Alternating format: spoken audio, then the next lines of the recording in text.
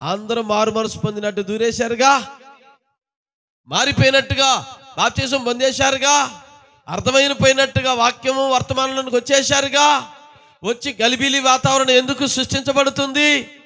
ఎందుకు అయోమయ పరిస్థితులు ఏర్పడుతున్నాయి? ఎందుకు గొడవలు వస్తున్నాయి? ఎందుకు సనుగులు వస్తున్నాయి? ఎందుకు భేదాభిప్రాయాలు ఏర్పడుతున్నాయి? నువ్వు నిజంగా ఒకే ఆత్మ ఒకే శరీరం అయితే అవి జరగవుగా. మీకు తెలుసా, మనము రోజు రోజుకి ఆ ఎత్తబాటుకి అతి సమీపంగా వచ్చేసామని. ఎంత సమీపంగా వస్తున్నామో అంత ఫిల్టర్, అంత వడపోత జరుగుతుంది. అందరూ ఎత్తబడరండి సంఘంలో. ఆత్మ, పరిశుద్ధాత్మ ఒక్కడై ఉన్న వ్యక్తి మాత్రం ఎత్తబడతాడు. ఆత్మ వేరుగాను, తాను పొందుకున్న శరీరము వేరుగాను, లేక శరీరం వేరుగాను, తాను పొందుకున్న ఆత్మ వేరుగాను ఉంటే ఆ వ్యక్తి ఖచ్చితంగా నిలుపుదల చేయబడతాడు. ఎందుకని? మిశ్రమమైంది.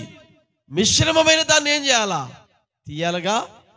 అందుకనే రాకడా ఆలస్యమవుతుంది. అందరూ అనుకున్నట్టు కాదు, కానీ దేవుని చిత్త ప్రకారం ఏదో జరుగుతుంది. కనుక మీరు ఎంతవరకు సాగాలనుకున్నారో సాగటమే, జరిగే వాటికి సంబంధం లేదు. వారిని చూచి వీరిని చూచి నువ్వు కేకలు పెట్టాల్సిన పరిస్థితి ఏమిలే. నీ నిత్య జీవాన్ని నువ్వు పొందుకోవటమే. మధ్యలో సంఘంలో విశ్వాసుల మధ్య ఎన్నెన్నో జరుగుతూ ఉంటాయి. వాటికి ఎత్తబడే విశ్వాసికి సంబంధాలు లేవు. అతని సంబంధము ప్రకటించబడుతున్న వర్తమానంతోనే. అతనికి తన సేవకుడి నుండి వస్తున్న బోధకు మాత్రమే అతను కట్టుబడి ఉంటాడు. ఇంకా మరి ఏ విషయాలకు అతనికి సంబంధము లేదు. అదే వధువు అంటే.